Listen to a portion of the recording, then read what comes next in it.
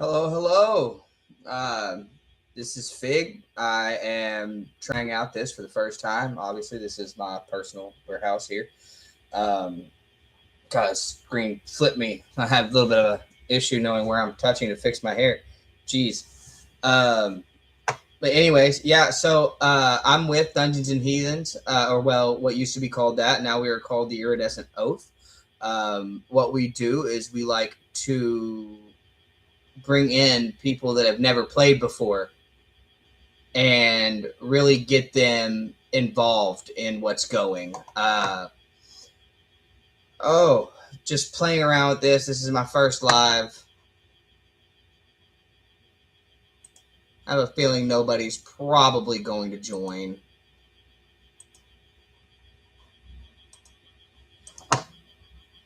And there's not a way to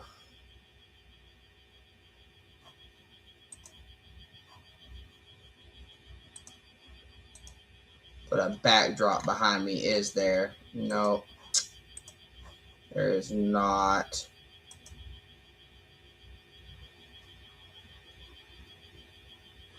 But anyways, just chilling for a little while here, waiting for the day to really pop off, get started here while I'm working, doing all these things. Don't mind the shaky camera, still working on the setup here. I'll be moving all this to the house when need be. But yeah, so just kind of working on some things, getting some things set up. We've got a session tomorrow that's gonna happen. Um, I may try to live stream that if we can.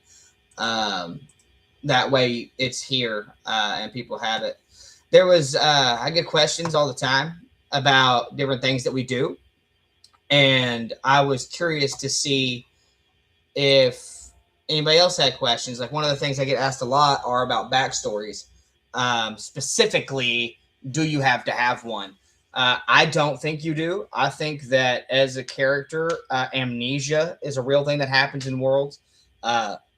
Just pulling it as you go, letting it come about organically, is my personal preference. I understand a lot of people don't like that. They like to have a place to go. They like to have a thing to say and do. I'm just not one of those. Uh, I do prefer to try to let things happen organically. I'm a new DM. Just started out not long ago. I've got my first campaign in the works. We are running it on opposite weekends of the Norse calamity of the fire in the trees. We have one coming out that's going to be called the Thorn of Rome. THO, yeah, ORNE, Thorn of Rome. Uh, it's a little bit different. Take everything you know of history and throw it out the window. I've changed some things up. I've moved some things around.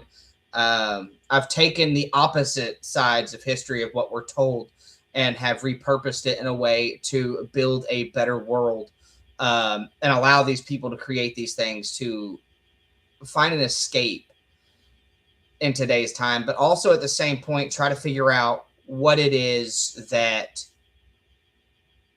we all need from this, right? Like, so it's a true open world, no sandbox. I will say that I do put other NPCs in the way to kind of like help guide the way that the story probably should unfold for the player's interest. However, I don't like pre-build the whole thing. Like, I've got the world built, right? Don't get me wrong, but I don't like pre-build all the things that they're going to do in the session. I just don't. There's no sense in that. It drives me crazy, and then at that point, people get upset when stuff doesn't happen. There's just some things that I don't think need to happen, and that's one of them. I don't think pre-building everything is needed. I do pre-place a lot of chests, a lot of magical items to where they would be found in the world. Right now, they have made themselves to the Underlaw, and in the Underlaw, they have come into contact of a family of forgotten gods that have lost their powers, and they are just chilling. One of the men want to fight, brought another character with him, and then another one of our characters decided to tag along as a +1 to a goblin, which was hysterical. But these things are things that that happen a lot, and I think that when it comes down to it, when you pre-place things like the Underlaw, it's much like the Underdark in normal D&D, right? A little bit different, but pretty much the same thing. Except instead of here having you know, it's not where your dark elves come, or your drow come from. It's not where your Dwagar come from. This is not where your deep gnomes come from. This is not a mitochondria place. It's not a Minotaur home. It's not a place of mushrooms and all this stuff. This is different. This is literally only underneath the city of Rome. The Underdark is still a thing. I wanted to leave that open in case I had a player that died and wanted to bring back a different character and make them a drow, a Dwagar, or a deep gnome. I wanted to give them avenues to still do that. But in the Underlaw, I have made about 8 different variations of it. And instead of taking the other 7 and tossing them when I found the one I really wanted, I layered them.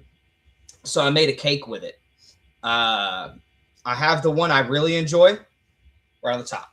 And then everything else, I just keep filtering underneath it in levels that they can keep diving deep down. The only level they cannot reach at the moment would be the last one.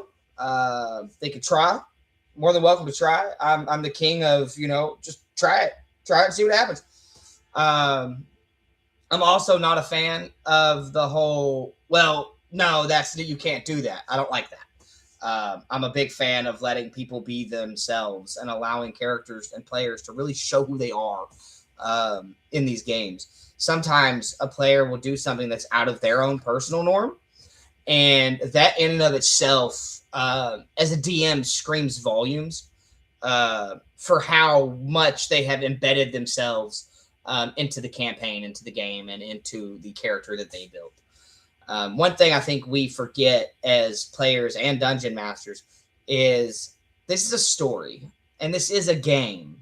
This is a game, right? This isn't some life or death where we don't play. We fall off the wayside of society. Like, this is not. It's a game. It's much like playing chess, Monopoly, checkers, Risk. All these things. It's just another form of game. And if people aren't having fun, including the DM, then you've probably taken something to a whole new level that you really weren't ready for. I think that when people stop having fun, especially the DM, you start trapping your players into things. You start trying to do what you think is just the sole epitome of fun, and you forget about the players. When you portal people everywhere, there's no travel time. There's no reason to even have a world at that point. If all you're going to do is portal from one place to another. I think that when we get into these types of situations, hold on, I have one of my players messaging me now, actually.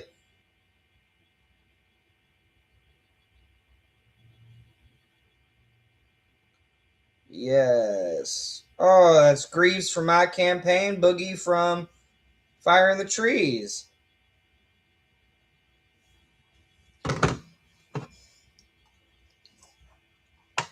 So, it has been a day, y'all, already been a day. I've got my character for Valith ready for tomorrow. I do think this is one of my favorite bards I've made. He's not my absolute favorite. I am a perma bard. Everything I play tends to have a bard or is bard coded. I did play Korath there for a little bit. I had to bring Korath's story to an end. That was something that needed to happen. With all the stuff we've had happen in that campaign and people just trying to get involved, right? I think that it was time for the Stone Giant to find a new way. We have a very energetic squirrel that I don't want to see leave. Um, I hope they wind up being able to stay and are able to be there tomorrow. But tomorrow, Valith has something going on. Valith is going to be doing a little bitty performance. I'm not good at performances, but our DM says that when a bard performs, they need to actually perform, which is fine by me. I don't care. I wouldn't have made this a singing bard if I'd have known that at first. Probably would have went more lore bard and been a historian or a glamour bard and done some dance. Maybe even a creation bard, and then just be like a clown and make balloon puppets or something. I don't know, but yeah. So this was just me testing this out. A little bit of conversation. Move fast. Can't stay on topic. ADHD is a wonderful thing. We love all our ADHD, ADHDs, and people of the same spicy brain mentality. We are a very open group. We have people that identify as all different kinds of identification qualifiers all over the place. We have men, women. We have trans, non-binary. We're a very open group of people. One thing I will say is that we do want to grow this platform. And if it's for nothing else than just us having fun while we do this, right? Like, nothing wrong with that. Nothing wrong with that at all.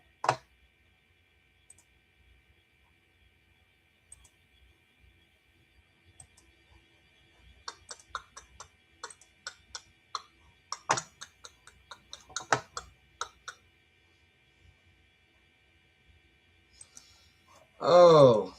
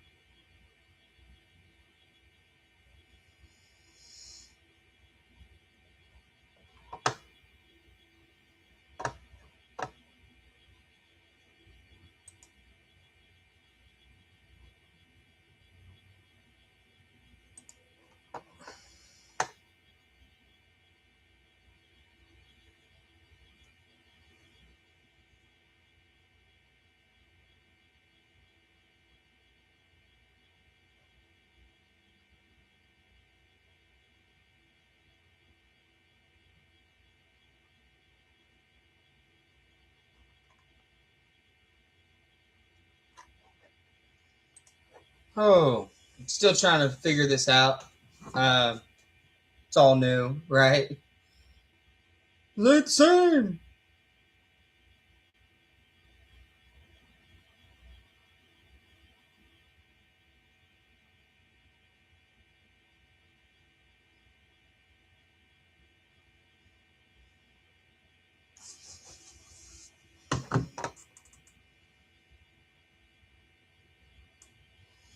So it looks like in the future,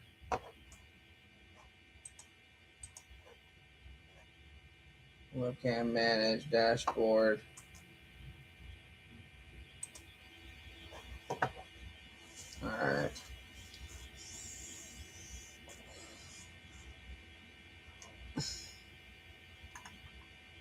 Oh, it says I'm doing excellent. I don't agree with that. I've got not one person that's shown up, so I don't really know how you can call that excellence. Oh,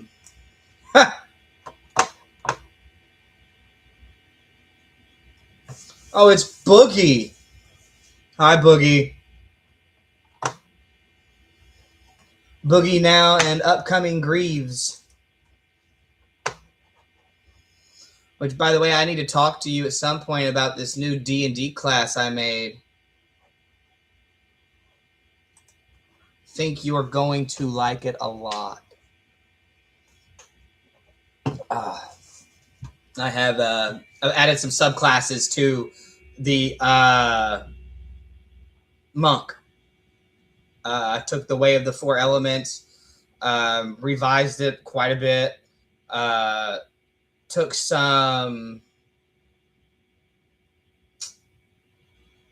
things from the Death Domain Cleric, and I took a few things from the Necromancy Wizard, and I've created a Way of the Grave monk.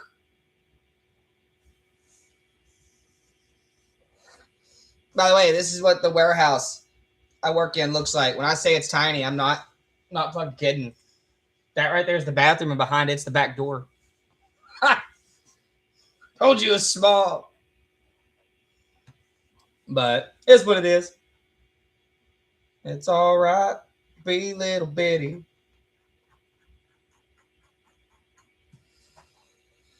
Oh, yeah, just trying this out, seeing how things go. Figuring out I can do this here. I don't have the mobile access for it yet. Yeah, it's about the size of a living room. It really is. This is it. Like, see if I can get that to turn just a smidge. You have all that over there too, but that's it. Ah! No, not my camera being dumb again. There we go.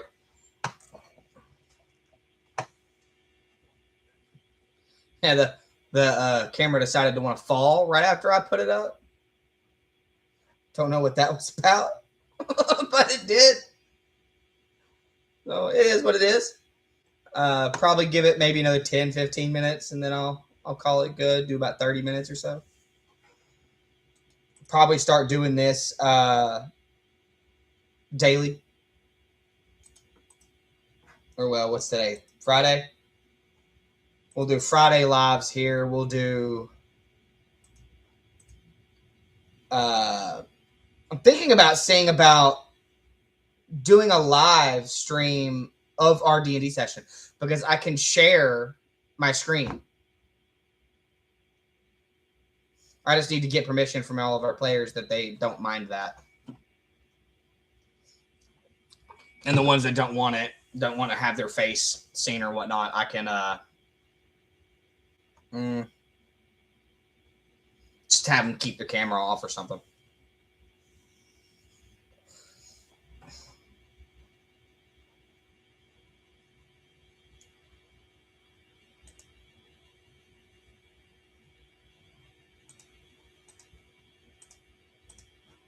Oh.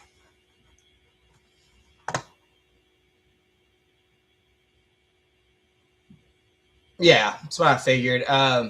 Which, in all honesty, right now, you're the only person that's come into the live at all. So it doesn't look like we're going to get that much traction. But it would make it easier to splice and make shorts. So...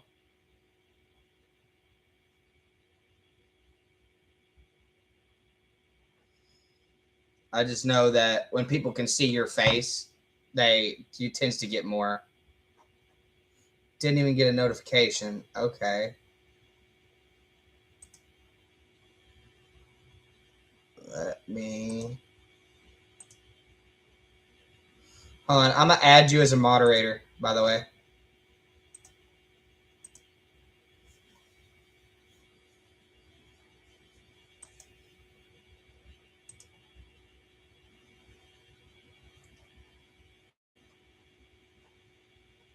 There you go.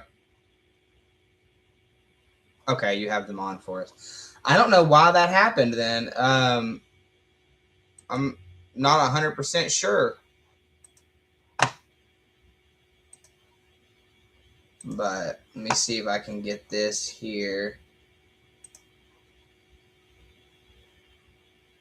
Bum, bum, bum, bum, bitty, bitty, bum, bum.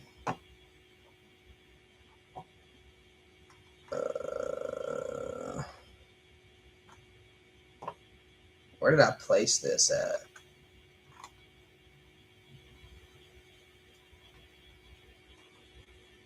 Or my drive.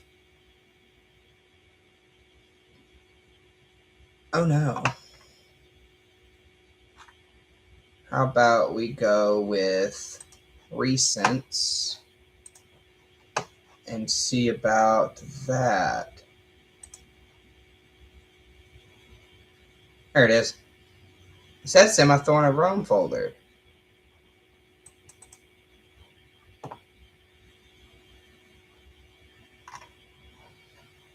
Now let's go to share screen.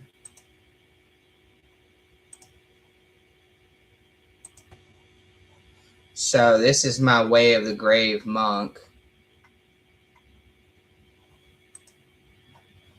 And it gives you Grave Channel, you get Death's Touch,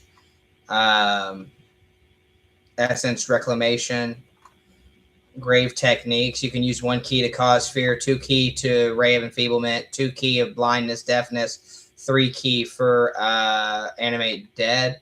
You have limited dead access. You're not going to be able to keep them up for too long. 24 hours is the max. At level 2, at level 11, you can control 2. At level 17, you can control 3. So you're not going to be like extremely overpowered as a grave monk. Improve the essence of reclamation at level 11, and then you get nothing else until level 17, and you get Avatar of the Grave. Oh wow, I made some typos, I guess. But for 1 minute, you get a bonus action to activate your resistance to necrotic or poison. Your unarmed strikes do an additional 2d8 necrotic damage on top of what you're already doing. And then I made some tenets for it. Death is natural. Natural. Do not kill without purpose. The fallen serve balance. Do not create undead in excess. Respect the dead. Do not interfere with the passage of a soul. Your power belongs to the grave. A couple of those things there. Did that last night, actually. Been thinking about it for a little bit, and then was like, now how do I make this better?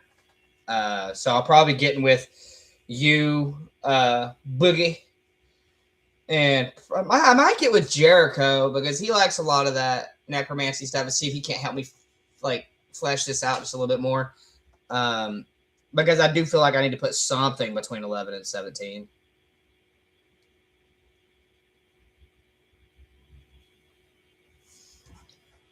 Because then what's the incentive to play it as a solo class if at 11 you max out?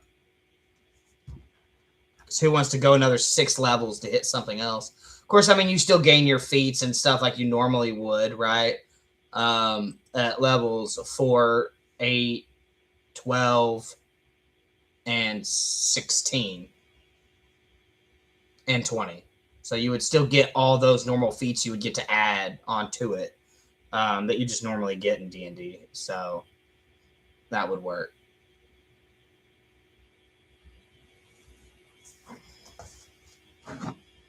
Oh, look, a job. Oh, no.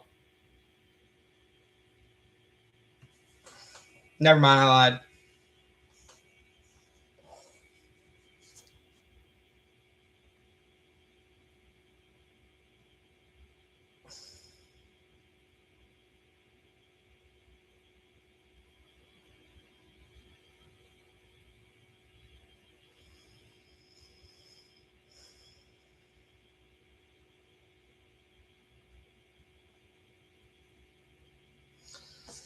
Oh, all right.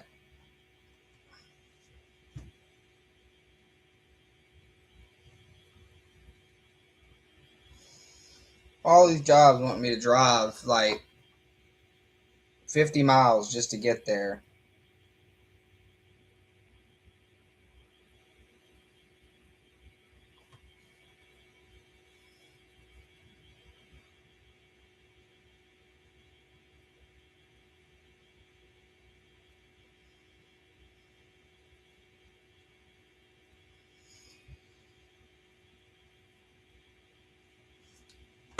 Ugh. But anywho, hit that 30-minute mark. I'm gonna go ahead and whoa, a little bit of death happening my way right now. All right, so I will do this. I'll catch you guys later, and hopefully we can keep doing this on Fridays and get some traction in here and talk some D&D with some people. Y'all have a great day.